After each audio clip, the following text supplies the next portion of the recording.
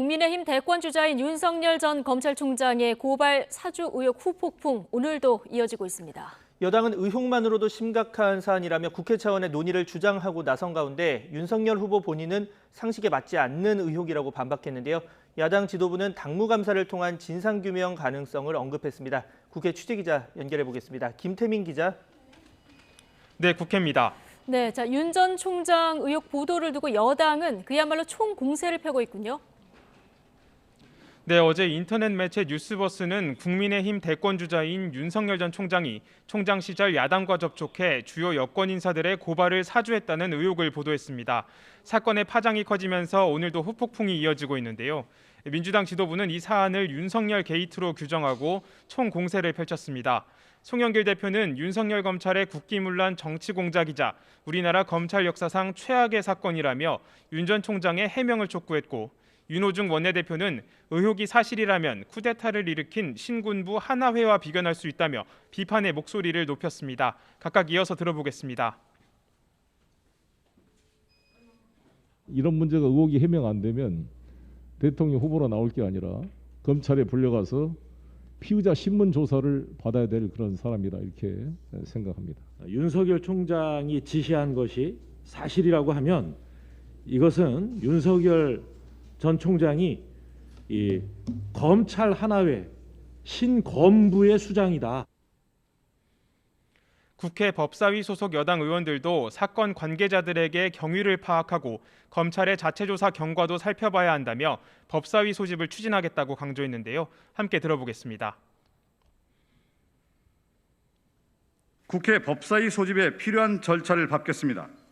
윤석열 전 총장을 비롯한 모든 의혹의 당직 당사자들 출석시켜 긴급 현안 질의를 통해 사실관계를 밝혀내겠습니다. 여기에 더해 향후 국정조사나 공수처 수사 요구까지 고려해 TF 구성을 논의하겠다며 공세 수위를 높였습니다.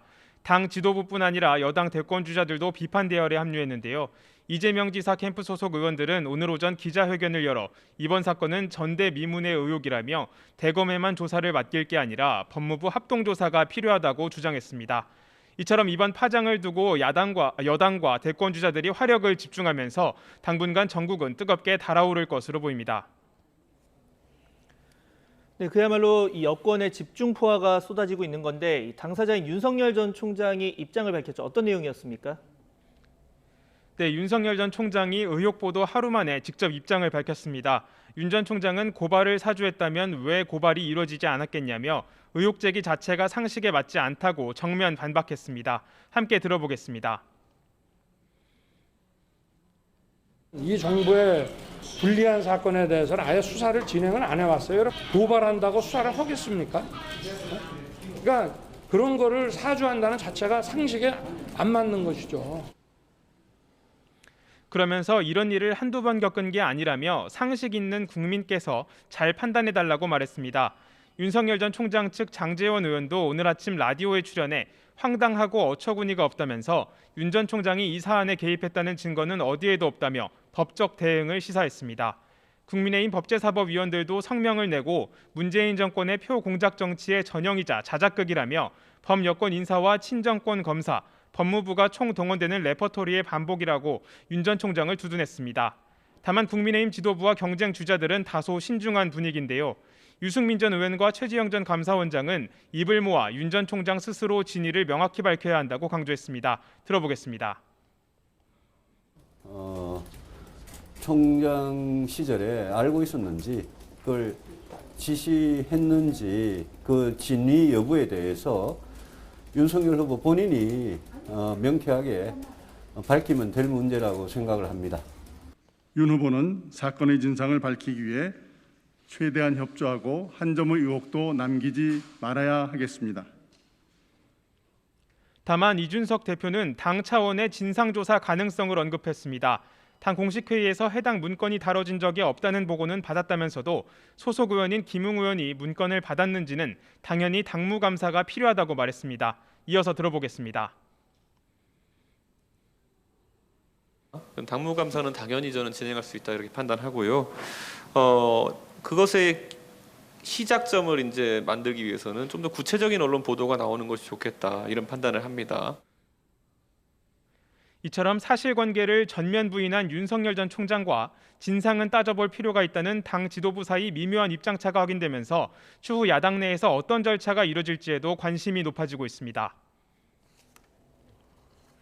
네, 여야 대선 경선 진행 상황도 좀 정리해 볼까요? 네, 민주당은 내일부터 충청 지역을 시작으로 전국 순회 경선 일정을 시작합니다.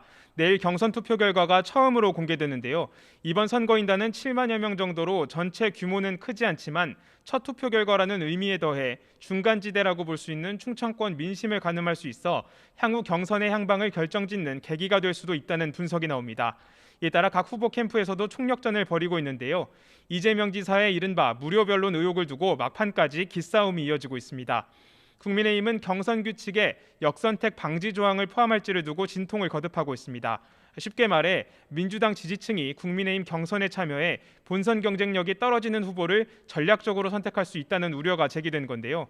최근 지지율이 급등한 홍준표 의원의 경우 실제로 여당 지지층의 선택이 더 많았다는 조사 결과가 이런 주장의 근거가 되고 있습니다. 이에 따라 오늘 국민의힘 선거관리위원회는 오전에 회의를 열고 오후엔 후보 대리인단을 불러 간담회를 갖기로 했는데 오늘 최종 결론이 날 수 있을지 주목됩니다. 지금까지 국회에서 YTN 김태민입니다.